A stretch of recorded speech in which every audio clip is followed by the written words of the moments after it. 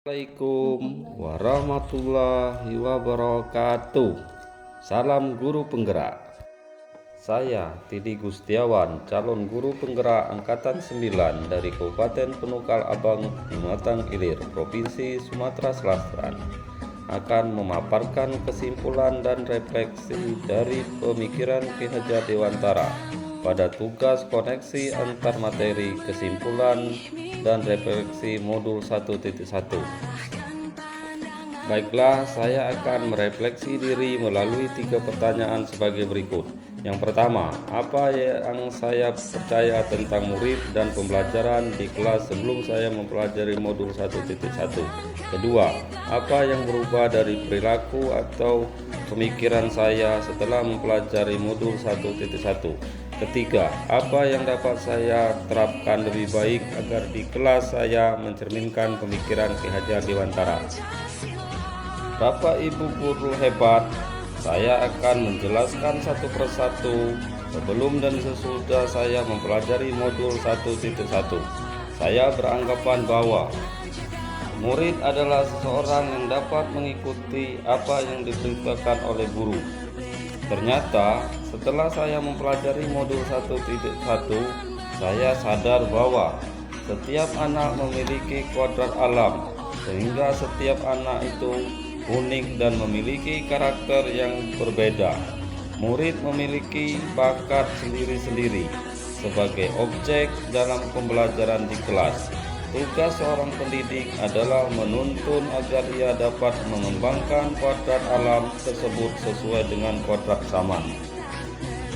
Kemudian, dulu sebelum saya mempelajari modul 1.1, saya beranggapan bahwa semua murid dapat mengikuti cara belajar yang dilakukan oleh guru, asal ia memperhatikan penjelasan guru dan rajin berlatih mengerjakan soal. Setelah mempelajari modul 1.1, saya sadar bahwa murid seharusnya sebagai subjek pembelajaran. Merekalah pemegang kendali pembelajaran. Kita sebagai pendidik harus memfasilitasi belajar peserta didik agar mereka dapat menjadi manusia yang seutuhnya. Kemudian dulu sebelum saya mempelajari modul 1.1, saya beranggapan bahwa pembelajaran berpusat pada guru sebagai sumber ilmu.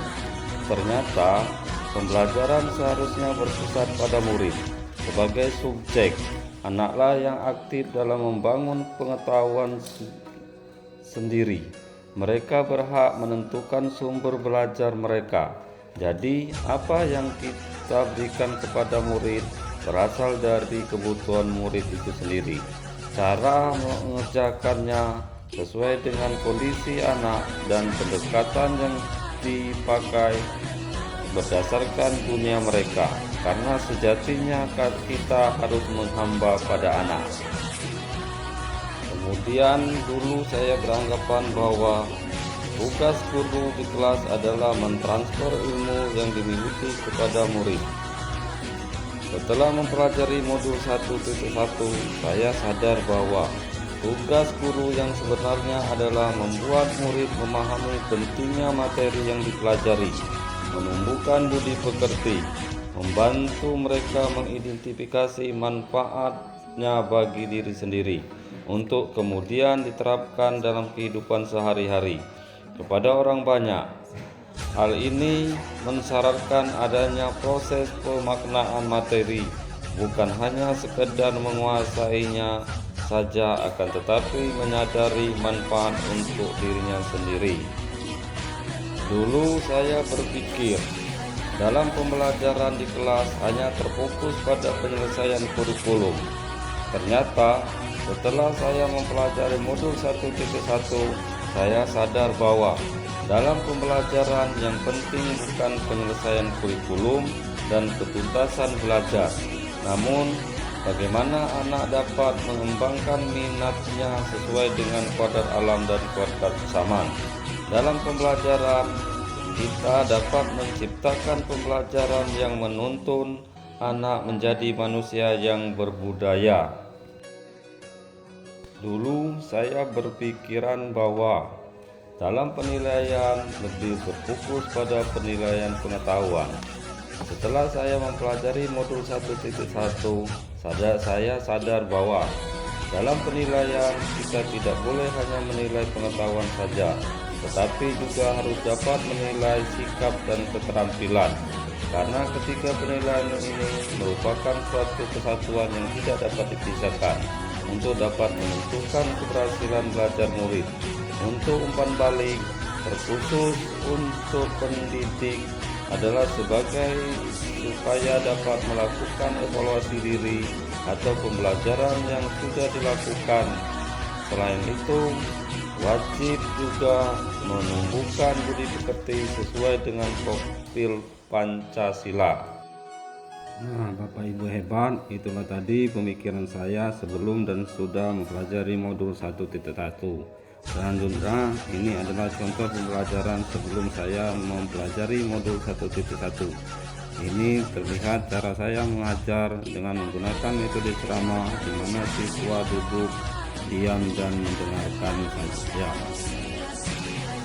Agar kelas saya mencerminkan pemikiran Ki Hajar Dewantara yang segera akan saya lakukan antara lain.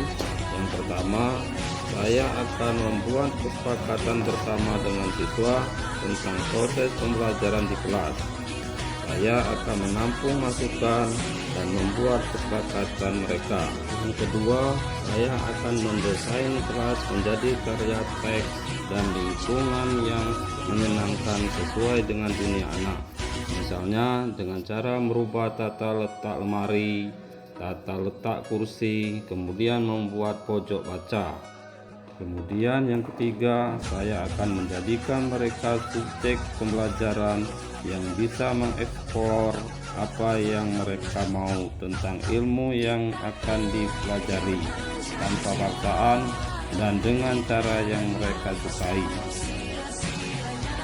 Kemudian yang keempat, saya harus melakukan pengembangan diri agar menguasai strategi pembelajaran yang sesuai dengan kodrat zaman untuk melatih kecakapan abad 21 yang dikenal dengan istilah 6C, sehingga pembelajaran yang saya terapkan di kelas sesuai dengan kondisi saat ini. Selain itu, saya akan merancang pembelajaran yang interaktif dan menyenangkan, menerapkan merdeka belajar, dan mengaitkan dengan profil pelajar Pancasila. Dan yang paling penting, tidak lagi menuntut siswa, tetapi pembelajaran harus menuntun anak menuju tujuan hidup mereka dengan cara yang bahagia. Selain itu, sebagai wujud dari tujuan pendidikan yang utama, yaitu lahirnya anak yang tidak hanya kompeten dari segi akademik, tetapi juga harus berbudi pekerti yang baik. Saya sebagai guru, selain memberikan wajangan, harus juga bisa memberikan tauladan yang baik. Jadi anak tidak hanya melakukan apa yang saya lakukan, tetapi harapannya akan mampu mentauladani perilaku baik yang saya contohkan. Selain sebagai upaya memotivasi anak agar berbudi pekerti yang baik, ini juga bisa sebagai tantangan saya secara pribadi. Bagaimana caranya agar saya bisa konsisten memberikan keteladanan yang baik, seperti sosok guru yang digugu dan ditiru. Yang terakhir, saya berharap saya bisa memaknai semboyan Ki Hajar Dewantara, yaitu Ing Arso Sontolodo, yang artinya dari depan saya bisa memberikan teladan bagi semua anak didik saya. Kemudian Ing Madya Manoparto, di tengah saya bisa jadi teman yang memberikan semangat, serta Guru Handayani, di belakang saya bisa memberikan dorongan moral serta semangat belajar. Bapak Ibu guru hebat, kesimpulan yang dapat saya sampaikan yaitu dasar-dasar pemikiran dari Ki Hajar Dewantara harus segera kita terapkan dalam proses pembelajaran di kelas ataupun di sekolah. Di antaranya, pendidikan adalah menuntun anak sesuai dengan minat dan bakatnya. Pendidikan bukan hanya ilmu akademis saja, namun perlu penanaman budi pekerti yang baik. Kemudian pendidikan sejatinya adalah menghamba pada Allah. Demikianlah pemaparan dari saya tentang koneksi antar materi pemikiran Profesor Ki Hajar Dewantara. Mohon maaf jika terdapat banyak kesalahan dalam penyampaian. Salam dan bahagia. Wassalamualaikum warahmatullahi wabarakatuh.